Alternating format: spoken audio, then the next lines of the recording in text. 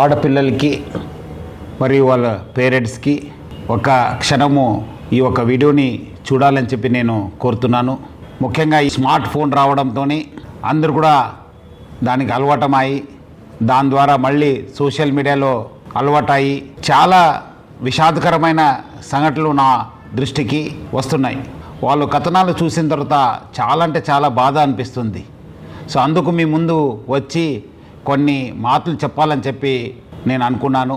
ఆడపిల్లలు చాలామంది ఈ స్మార్ట్ ఫోన్స్ అలవాటు అయిన తర్వాత ఎవరో ఇన్స్టాగ్రామ్లో లేదంటే ఫేస్బుక్లో లేదంటే వాట్సాప్లో ఏదో రిక్వెస్ట్ పెట్టి ఆ రిక్వెస్ట్ పెట్టే ముందు అందమైన ఒక అబ్బాయి లేదంటే ఫేక్ ఫొటోస్ యూజ్ చేసి లేదంటే ఫిలిం స్టార్స్ ఫోటో యూజ్ చేసి వాళ్ళు డీపీ పెట్టుకోవడము, మన ఆడపిల్లలు వాళ్ళ ఒక రిక్వెస్ట్ని యాక్సెప్ట్ చేయడము, తర్వాత వాళ్ళతోని చాలా చనువుగా ఉండడము జరుగుతుంది.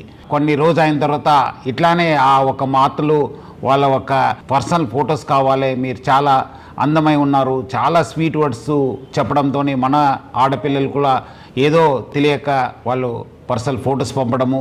ఈ పర్సనల్ ఫొటోస్ పంపించిన తర్వాత దాన్ని ఆనే అబ్బాయి చేతిలో పెట్టుకొని ఒక రాక్షసుడిగా తయారవుతున్నారు. ఆ ఒక ఫొటోస్తోని బ్లాక్మెయిల్ చేయడము, లేదంటే నాకు ఫిజికల్గా కలవండి అని చెప్పడము, లేదంటే ఈ మధ్యలో డబ్బులు కూడా మీరు నాకు పంపించాలని చెప్పి చాలామంది ఆడపిల్లలు దొంగతనం చేసి లేదంటే వాళ్ళ సంపాదించిన డబ్బులతోని వాళ్ళకి పంపడం జరుగుతుంది.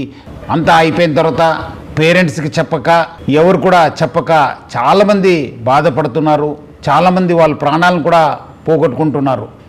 సో ముఖ్యంగా ఆడపిల్లలు మీకు ఏమాదిరూ అన్యాయం జరిగితే ఇమీడియట్లీ మీ పేరెంట్స్కి లేదంటే మీ ఫ్రెండ్స్కి లేదంటే మాకు పోలీస్కి సమాచారం తెలియపరచాలని చెప్పి నేను కోరుతున్నాను.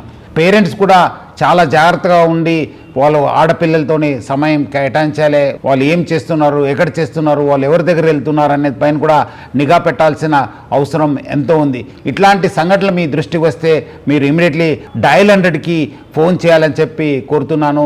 మీకు ఎక్కడాದರೂ అన్యాయం జరిగితే మీ వెంట ఎప్పుడు కూడా తెలంగాణ పోలీసు, మీ వెంట హైదరాబాద్ సిటీ పోలీసు ఎప్పుడు కూడా ఉంటుంది. చాలామంది అబ్బాయిలు అనుకుంటారు మనము సోషల్ మీడియా వాడుతున్నాను, మన ఫేక్ డీపీ వాడుతున్నాను, ఫేక్ నెంబర్ వాడుతున్నాను, VPN వాడుతున్నాను అని చెప్పి చాలామంది అబ్బాయిలు అనుకోవచ్చు. కానీ వాళ్ళు ఎక్కడున్నా పట్టుకొని వచ్చే బాధ్యత తెలంగాణ పోలీసు మరి హైదరాబాద్ పోలీస్ పైన ఉంది. మీ అందరు కూడా తీసుకొచ్చి కటకటాల వెనక పెట్టే బాధ్యత మా పైన ఉంది. ముఖ్యంగా ఆడపిల్లలు అందరూ కూడా ముందు వచ్చి ఇలాంటి వాళ్ళపైన కంప్లైంట్ ఇవ్వాలి. అట్లానే పేరెంట్స్ ప్లస్ పిల్లలందరూ కూడా ఆడపిల్లలు జాగ్రత్త ఉండాలని చెప్పి కోరుతూ సెలవు తీసుకుంటాను. Thank you. జై హింద్, జై హైదరాబాద్ సిటీ పోలీస్.